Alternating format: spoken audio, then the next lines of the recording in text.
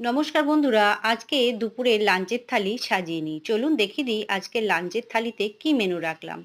প্রথমেই এক বাটি ভাত, তার সঙ্গে কাঁচা লঙ্কা, লেবু আর থাকছে শসা।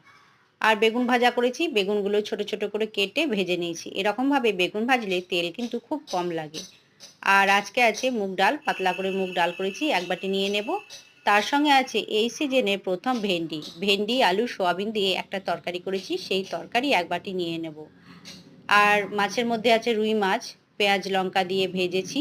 সেই রুই মাছ ভাজা একদম ভেজে কড়াই থেকে গরম গরম প্লেটে নিয়ে নেব এক পিস। এরকমভাবে মাছ ভাজা খেতে কিন্তু দারুণ লাগে গরম গরম ভাতের সঙ্গে, গরম গরম রুই মাছ ভাজা পেঁয়াজ লঙ্কা দিয়ে। পাবদা মাছের ঝাল আছে, এক পিস পাবদা মাছের ঝাল নিলাম। আর সবশেষে নেব টমেটোর চাটনি। এক গ্লাস জল নিয়ে আজকে দুপুরে থালা সাজানো কমপ্লিট হয়ে গেল। ভালো লাগলে বন্ধুরা লাইক করবেন, আর নতুন বন্ধুরা সাবস্ক্রাইব করবেন। ভালো থাকবেন।